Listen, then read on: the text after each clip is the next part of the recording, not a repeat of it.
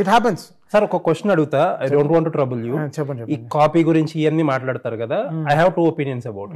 కొంతమంది ఏమంటారంటే కాపీ కొట్టడం ఒక క్రైమ్, క్రిమినల్స్ అలా మాట్లాడతారు. కొంతమంది ఏమో నీకెందుకు రాయండి, నువ్వు పాట విన్నావు లేకపోతే ఒక ట్యూన్ విన్నావు, ఒక బీజిఎం విన్నావు, నీకు it is happy to your years, అది ఎక్కడి నుంచి పట్టుకొస్తే నీకేంటి, లేకపోతే ఏం చేస్తే నీకేంటి, నీకు అనవసరం అంటారు. What do you think sir? అలా లేదు sir. We get inspired with so many things. చాలా మ్యూజిక్ వింటాం.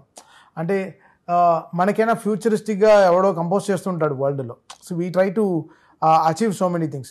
So bringing that to our emotions work sir. Now it's everything is there sir on internet. మనం ఏదో మనం లేనిది తీసుకురావడం ఇస్ ద బిగ్గెస్ట్ థింగ్. చాలా మంది even they by tracks and అదే ఇంప్రూవైజ్ చేసి ఏదో చేస్తారు కదా, డబ్బులు ఇచ్చి కొనడానికి ట్రాక్స్ కూడా ఉన్నాయి, readily available on the internet. But అది మనం we're not dependent on that. ఇప్పుడు ఏ కెన్ మేక్ అ మ్యూజిక్, ఎవరికి తెలుసు? మనం ఎలా చెప్తామో అది అలా చేసి ఇస్తుంది. But it's not easy, it's very easy to that. But we're not depending on that right now. We're true to our emotions of the film. మనం చాలా ఎమోషన్గా చాలా దగ్గరగా ఉంటాం. ఓకే, మన ఫ్యాన్స్ ఏం చేయాలి, అది న్యాచురల్ గా కొట్టపోతే అక్కడ లేవదు. ఫిల్మ్ కి అంతే కదా, ఒక గ్రాఫ్ ఉంటుంది, ఒక సినిమా విల్ హ్యావ్ ఒక ఫ్లేవర్ కూడా ఉంటుంది. ఒక ఫ్లేవర్ ఉంటుంది. సో దిస్ ఇస్ ఎవరో ఉంటారు sir, but that we don't take up to the head sir. We go happy spaces. Sir ఇప్పుడు దాకా తమన్ గారి కెరీర్ లో you have given so many hit albums చేశారు, చాలా బ్యాక్గ్రౌండ్ స్కోర్లు చేశారు. But OG is completely something different.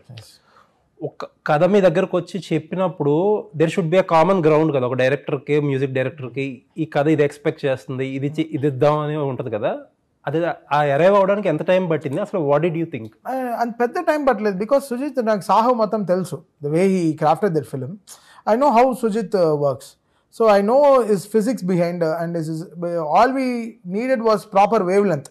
ఈ సినిమాకంటూ ఒక సౌండ్, ఒక అట్మాస్ఫియర్, ఒక వరల్డ్ క్రియేట్ చేయాలనే దీంట్లోనే ఉన్నాం. అది పవన్ కళ్యాణ్ గారు అన్నప్పటికీ there will be such a big expectations from the fans.